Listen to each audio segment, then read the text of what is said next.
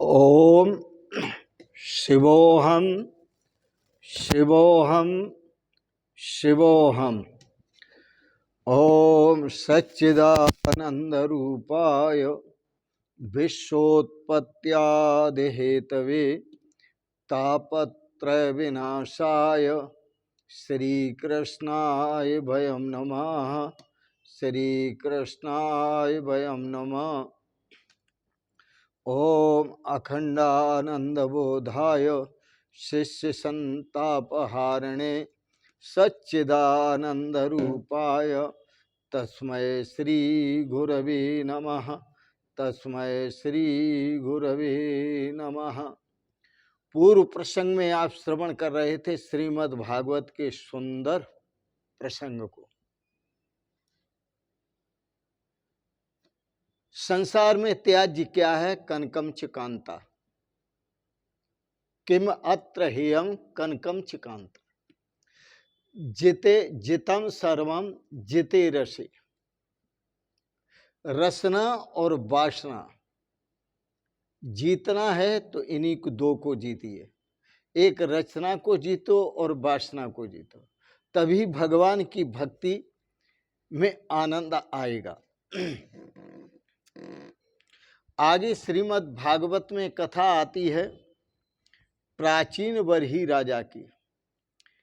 प्राचीन बरही राजा के यहाँ प्रचेता नामक 10 पुत्र हुए।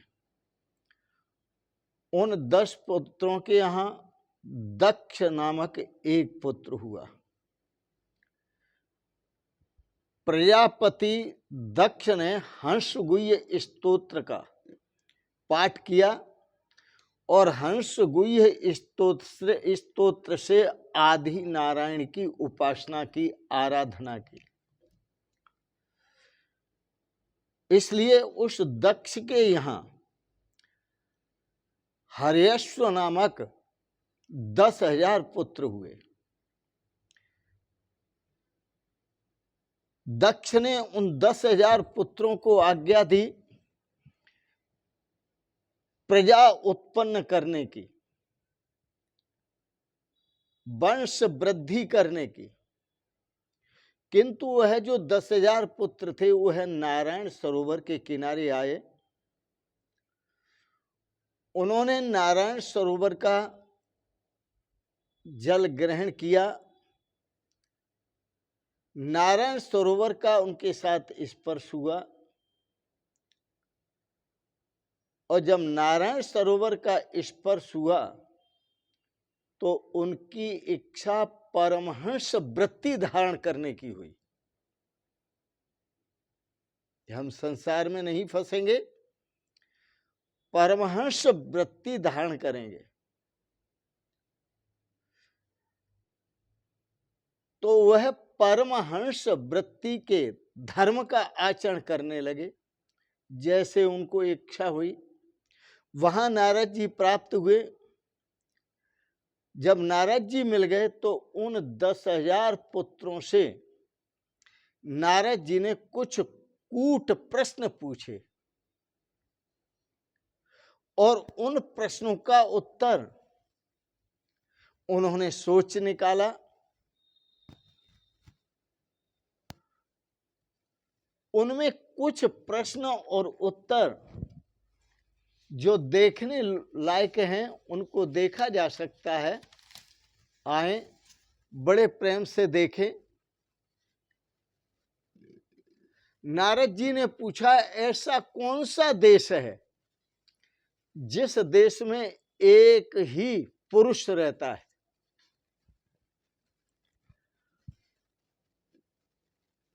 उन्होंने उत्तर दिया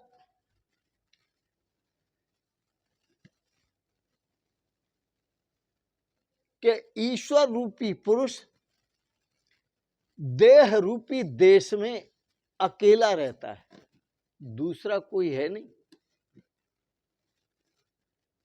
दूसरा प्रश्न किया, वह कौन सी गुफा है कि जिस गुफा में प्रवेश करने के बाद फिर कभी लौटना नहीं होता, कभी निकल नहीं पाते, बाहर नहीं आ पाते।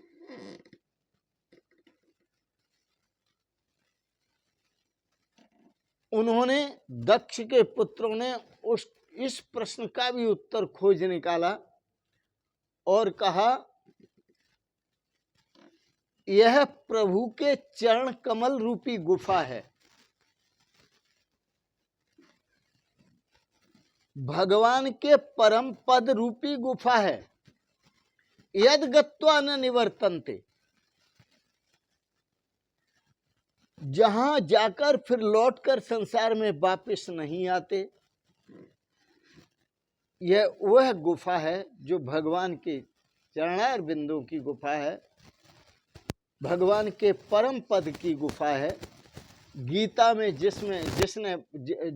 गीता में जिसको भगवान श्री कृष्ण का यद गत्वा न निवर्तन्ते तद धामम परमम, वह भगवान का परम धाम भी कहा जाता है, जिसमें प्रवेश करके लौट कर नहीं आते।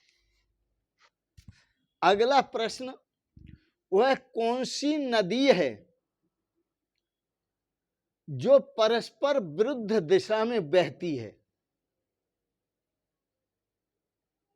आपस में ही विरुद्ध दिशा में बहती है, कौन सी नदी है? उत्तर मिला, यह संसार रूपी ही नदी है। इस संसार में प्रवृत्ति और निवृत्ति दोनों विषय हैं। यह संसार रूपी नदी प्रवृत्ति विषयों में खींच कर ले जाती है और निवृत्ति प्रभु के प्रति बहा कर ले जाती है। तो यह संसार रूपी नदी परस्पर विरुद्ध दशा में बहती है और विरुद्ध दशा में बहती हुई यह नदी प्रवृत्ति रूपी, इसका जो स्वभाव है संसार रूपी नदी का, वो संसार में विषयों में भोगों में खींच कर ले जाता है, और जो निवृत्ति का स्वभाव है वो प्रभु के श्री चरणों में खींच कर ले जाता है, बहा कर ले जाता है।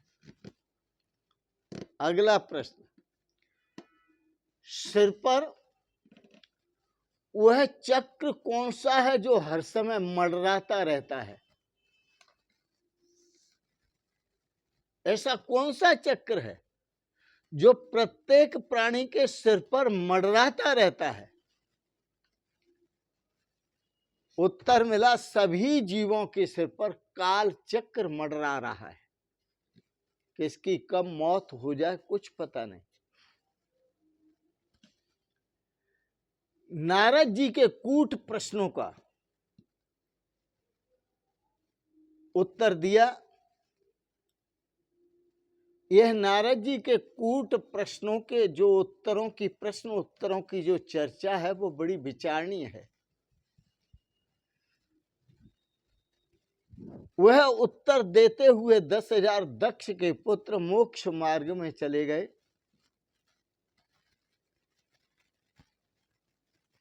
उसने फिर 10,000 पुत्रों को उत्पन्न किया। दक्ष ने पहले के 10,000 पुत्र मोक्ष मार्ग में गए, दूसरे पुत्रों को 10,000 फिर उत्पन्न किया,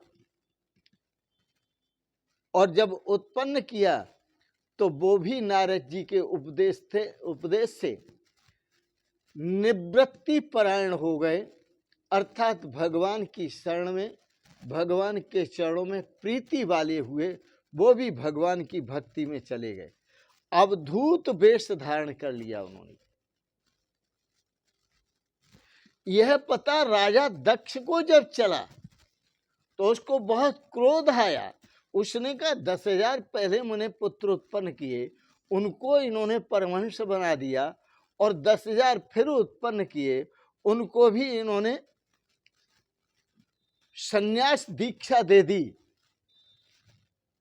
तो नारद जी ने जब संन्यास दीक्षा दे दी तो दक्ष ने सभी पुत्रों को जब प्रवृत्ति मार्ग से भ्रष्ट होता हुआ देखा कि ये प्रवृत्ति मार्ग से भ्रष्ट हो गए और निवृत्ति मार्ग में चले गए,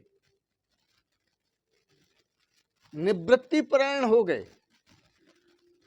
तो प्रजापति दक्ष ने क्रोध के आवेश में आकर नारद जी को शाप दे दिया, तुमने मुझे अकेला किया है, मैं तुम्हें शाप देता हूं कि इस पृथ्वी पर तुम अकेले ही घूमोगे, तुम्हारे साथ कोई भी नहीं होगा। शाप दिया, तुम कभी भी किसी भी स्थान में नहीं रह सकते और न रह पाओगे, हमेशा भटकते ही रहोगे और तुम्हें इस पृथ्वी पर और लोकों में भटकना ही पड़ेगा। नारद जी ने दक्ष का जो शाप था स्वीकार किया। दक्ष से कहा, मैं तुम्हें शाप के बदले में वरदान देता हूं। क्या बात है, ये संतों का स्वभाव है। शाप के बदले में वरदान देता हूं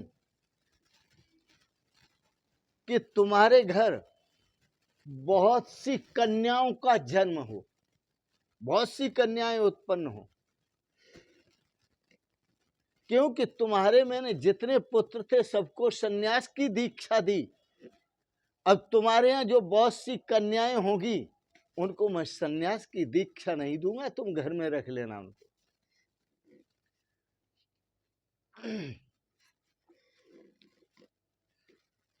कन्याओं को सन्यास देने का कोई प्रश्न नहीं है।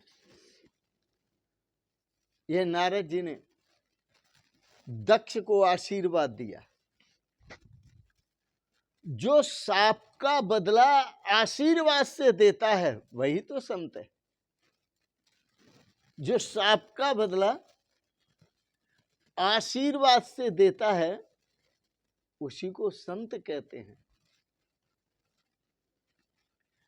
संत बड़े परमार्थी शीतल जिनके अंग, तपन बुझावे और की दे दे अपनो रंग। अपनो रंग, जिस रंग में वो स्वयं रंगे हुए हैं वही रंग दूसरों को दे देकर उनकी तपन बुझाते हैं, उनके कष्ट को दूर करते हैं, उनके दुख को दूर करते हैं। ये दक्ष को आशीर्वाद दिया।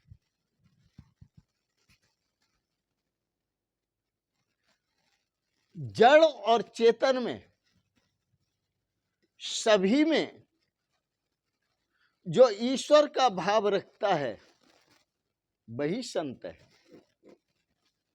और ऐसे संत में उसके मन में कभी राग द्वेष नहीं होते और न राग द्वेष उत्पन्न होते हैं। वो सदा ही राग द्वेष से रहित रहता है। ब्रह्मा जी ने जितनी भी आपकी हमारी सबकी इंद्रियां जो बनाई हैं वो सब बहिर्मुख बना दी हैं। जितनी भी इंद्रियां बनाई वो सब बहिर्मुख हैं। संत होकर तो सहनशील होते हैं और दुष्ट जो होते हैं वो सहनशील नहीं होते। संतों के साथ यदि दुष्ट प्रकृति के लोग दुष्टता करते हैं तो भी संत उनका भला करते हैं। संतन छोड़े संत ही, कोटिक मिले असंत। करोड़ों असंत दुष्ट मिल जाएं तो भी संत अपने संतत्व को नहीं छोड़ते। संतन छोड़े संत ही, कोटिक मलय असंत। मलय भुवंग भेदिया, शीतल तान तजंत। जैसे चंदन के वृक्ष पर हजारों सर्प लपटे रहें तो भी चंदन अपनी शीतलता का परित्याग नहीं करता। इसी तरह संत को हजारों प्रकार के दुष्ट कष्ट देते रहें तो भी वह अपने संतत्व भाव से मुक्त नहीं होता। वह अपने संतत्व भाव में ही जीता है। उसका स्वभाव होता है, जो भी जड़ चेतन जग जीव जत सकल राममय जान। वो जितने भी जड़ चेतन हैं, सब जितने जीव हैं, सबको भगवान का स्वरूप समझता है, अनुभव करता है। उसके मन में राग द्वेष कभी उत्पन्न नहीं होते। ब्रह्मा जी ने सभी इंद्रियां बनाई हैं बहिर्मुख, लेकिन याद ये रखना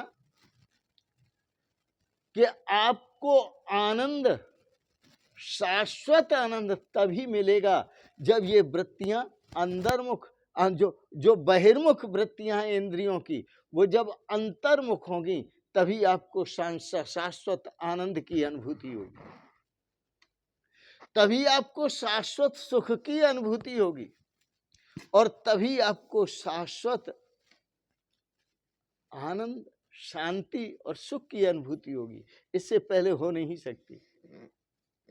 इसलिए संत महापुरुष आपको जगाते हैं और कहते हैं, बदन के अगर बंद सफदर करे, बदन के अगर बंद सफदर करे, जो मन है उसे दिल के अंदर करे।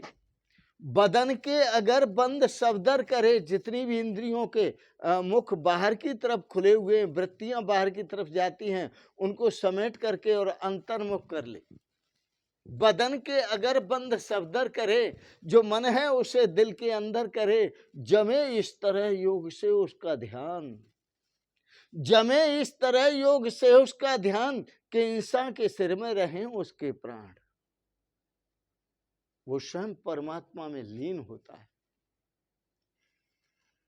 और सिर में प्राण स्थिर हो जाते हैं उसके।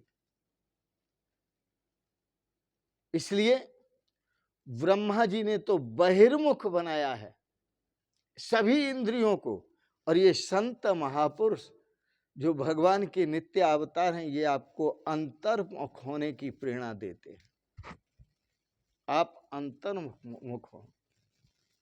जब आप अपनी वृत्तियों को अंतर्मुख होकर उस परम पिता परमेश्वर का ध्यान करेंगे, उसके स्वरूप का ध्यान करेंगे, तभी तो जीव का शिव से मिलन होगा। और जब जीव का शिव से मिलन होगा तभी वह शिवोहम बोलेगा। लेकिन जब तक जीव का शिव से मिलन नहीं होता, तब तक शिवोहम बोलने में उसे दिक्कत होगी।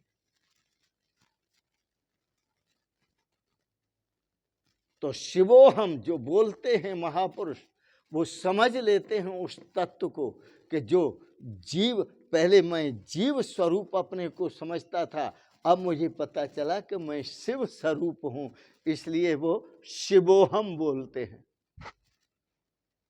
शिवोहम शिवोहम यही मुख से बोलो, शिवोहम शिवोहम यही मुख से बोलो, शिवोहम शिवोहम यही मुख से बोलो, शिवोहम शिवोहम यही मुख से बोलो, सदा सच्चिदानंद में मस्त डोलो, सदा सच्चिदानंद में मस्त डोलो, शिवोहम शिवोहम यही मुख से बोलो, शिवोहम शिवोहम यही मुख से बोलो। गुरु के चरण रज का अंजन बना लो। चरण, एक तो चरण कमल पैर, और चरण जो गुरुजी ने ज्ञान भरे शब्द कहे, जो वचन कहे, वो भी चरण है। गुरु के चरण रज का अंजन बना लो। अभी वर्तमान में गुरु पूर्णिमा की बड़ी महिमा, हर आश्रम में अपने अपने सतगुरुओं की भक्तों ने पूजा की, आरती की, वंदना की, सेवा की, शुश्रूषा की। गुरु के चरण रज का अंजन बना लो। अंजन आंखों में जो डाला जाता है, नेत्रों में जो डाला जाता है, इंजन नहीं, अंजन। गुरु के सुरमा, गुरु के चरण रज का अंजन बना लो, गुरु के चरण रज का अंजन बना लो, लगा कर उसे ज्ञान की दृष्टि खोलो, लगा कर उसे ज्ञान की दृष्टि खोलो। और ज्ञान दृष्टि खोले, खुली तो शिवोहम शिवोहम यही मुख से बोलो, शिवोहम शिवोहम यही मुख से बोलो, सदा सच्चिदानंद में मस्त डोलो, सदा सच्चिदानंद में मस्त डोलो, सदा सच्चिदानंद में मस्त डोलो, सदा सच्चिदानंद में मस्त डोलो। बोलो सच्चिदानंद भगवान की जय। आज के प्रसंगत आपने बड़े प्रेम और श्रद्धा से श्रीमद् भागवत पर जो विचार श्रवण किए दार्शनिक, उसके लिए बहुत बहुत अनुग्रहित हैं। और एक बात जरूर कहेंगे कि आप सदा सपरिवार स्वस्थ और सुखी रहें और परिवार के सहित आपका मन भगवान के श्री चरण कमलों में लगे, सत्संग में लगे, संत महापुरुषों के वचनों में लगे और सभी सपरिवार आप अपने जीवन के श्रेय को प्राप्त करें, कल्याण को प्राप्त करें। इन शब्दों के साथ ही आपको बहुत बहुत शुभकामनाएं, बहुत बहुत आशीर्वाद। शिवोहम शिवोहम शिवोहम। बहुत बहुत प्रणाम। ओम। सर्वे भवन्तु सुखिनः, सर्वे सन्तु निरामया, सर्वे भद्राणि पश्यन्तु, माँ कश्चित् दुख भाग भवेत्। ओम शांति शांति शांति। ओम।